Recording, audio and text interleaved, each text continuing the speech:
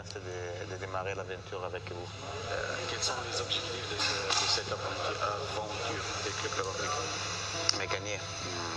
C'est un club qui, historiquement et par culture, il joue pour gagner. Donc faire la meilleure saison pour gagner les titres et gagner les matchs.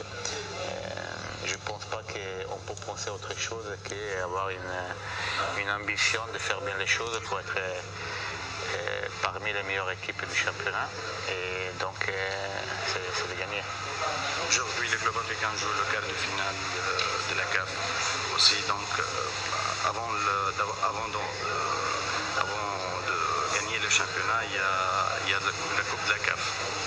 C'est sûr que chaque compétition que le club africain il va jouer, il les joue pour gagner. Maintenant, on sait que le mois de septembre, on a cette rendez-vous importante contre MC Alger. On sait aussi qu'on n'a pas beaucoup de temps parce que les joueurs ont terminé très tard la saison passée, le 7 juillet. Et maintenant, on a moins d'un mois pour préparer pas seulement la CAF, mais aussi les deux matchs de championnat qu'on doit faire avant ce rendez-vous. On connaît bien Marco Simeone, l'attaquant de Milan, tout ça, mais parlez-nous de Marco Simeone, l'entraîneur, votre CV. Écoutez, j'ai démarré dans un grand club, que c'est l'AS Monaco. Donc j'ai démarré ma nouvelle aventure en tant qu'entraîneur dans un club prestigieux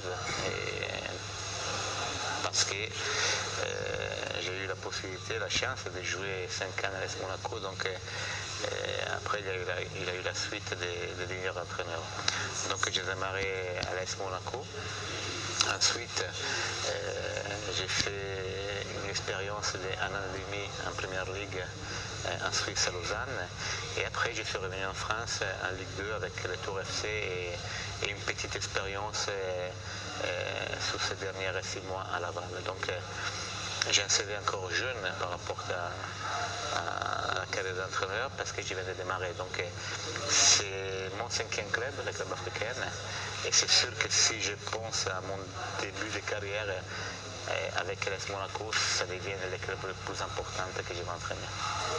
Donc, quelle idée portez-vous sur le public du club africain, du club de la foot en Tunisie?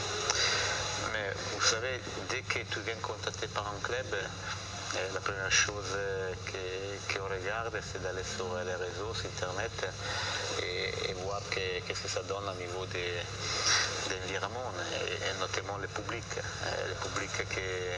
qu'on pourrait éventuellement retrouver si on va entraîner un club. Et donc, quand je suis tombé sur les vidéos, les images des supporters, les clubistes du club africain, j'étais extrêmement excité parce que j'ai eu la chance de jouer au Milan AC et chaque match il y avait 90 000 spectateurs. Donc l'effet de pouvoir penser d'entraîner un club où il y a autant de supporters, ça me ramène à mon époque des joueurs.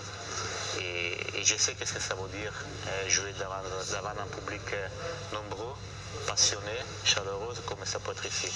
Et c'est seulement une motivation et une énergie positive qu'on peut prendre de ce public-là. Donc, c'est la première chose qu'on regarde quand on va dans un club, l'environnement. Et j'ai l'impression de revenir un peu en Italie parce que on trouve ce public-là dans des pays qui sont passionnés de football comme l'Italie.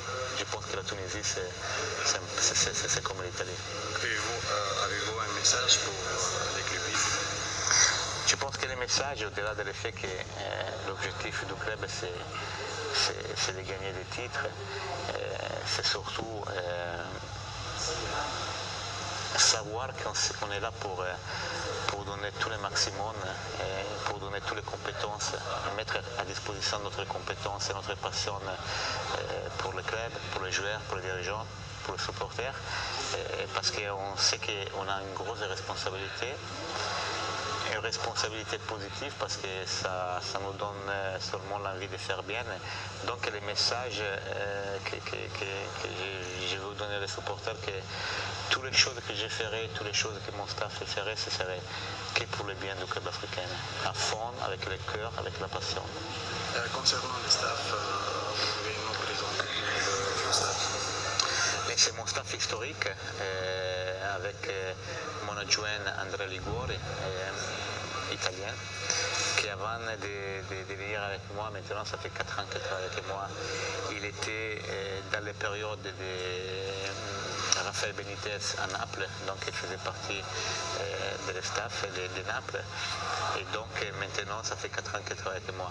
Après Patrick Le Guen, qui c'est le préparateur physique, c'est mon préparateur physique historique parce que ça fait 20 ans qu'on se connaît. Avant, c'était mon préparateur physique quand j'étais un joueur de l'AS Monaco. Après, bien sûr, lui, il a continué sa carrière et il a travaillé 4 ans dans les périodes où Didier Deschamps il est arrivé en finale de Champions League avec l'AS Monaco. Et ensuite, quand moi je suis devenu entraîneur, il a quitté Monaco et il est venu avec moi. Et après, on a l'entraîneur des gardiens, qui est Stéphane Porato. À ce moment, il est à l'AS Monaco, mais section amateur, mais il va quitter l'AS Monaco pour me rejoindre. Et c'est un ancien gardien de Marseille, de l'AS Monaco, donc une très bonne carrière en tant que gardienne. Et ça va être pour lui sa première expérience avec moi, parce qu'on a décidé à dernier moment j'ai décidé à dernier moment de prendre Stéphane pour venir dans mon staff. Vous avez parlé avec le président et aussi le directeur sportif à propos de l'effectif du club. Donc, quelle idée avez-vous sur l'effectif du club africain et est-ce que vous demandez des recrutements ou vous attendez?